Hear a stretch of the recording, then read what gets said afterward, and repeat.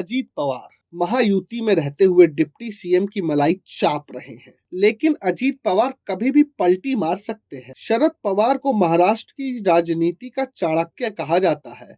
शरद पवार ने जिस तरीके से अजीत पवार को छोड़ दिया था, वह जानते थे कि आने वाले भविष्य में अजीत पवार जरूर फंसेंगे, और जब फंसेंगे तो हाथ दूंगा और बाहर खींच लूंगा।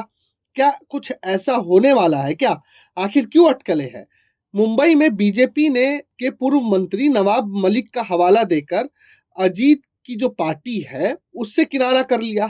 वहीं पुणे में भी बीजेपी ने फ्रेंडली फाइट की बात कहकर अजीत का सिरदर्द बढ़ा दिया। हालांकि सूत्रों से खबर मिली है कि ऐसे संकट में अजीत के चाचा शरद पवार ने अपने भतीजे को अकेला ना छोड़ने का मन बनाया है। क्या बात है!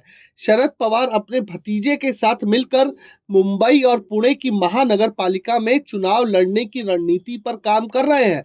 बड़े पवार का मानना है कि अगर वे भी अजीत की पार्टी के खिलाफ चुनाव लड़ते हैं तो इसका परोक्ष रूप से बीजेपी को फायदा मिल सकता है। यानी गणित समझिए, वहां अजीत पवार को भेज के एक तो केस वापस हो गए, ईडी ठंडी पड़ गई, और अब बीजेपी ने ही बोल दिया फ्रेंडली फाइट है, तो अजीत पवार भी कह देंगे कि ठीक है जी, आप फ्रेंडली फाइट खेल रहे थे, हम भी चाचा के साथ पुराने रिश्ते वाली फाइट खेल रहे हैं। शरद पवार गुट के विधायक रोहित पवार ने कहा कि अब बीजेपी ने अपना असली रंग दिखाना शुरू कर दिया है। खुद मुख्यमंत्री ने ऐलान किया है कि बीजेपी पुणे और पिपरी चिंचवड़ में अलायंस में चुनाव नहीं लड़ेंगे। ये साफ दर्शाता है कि बीजेपी अपने मतलब के हिसाब से सहयोगी दलों का इस्तेमाल करती है। इसी तरह का व्यवहार बीजेपी ने डिप्टी सीएम एकनाथ शिंदे की पार्टी के साथ किया।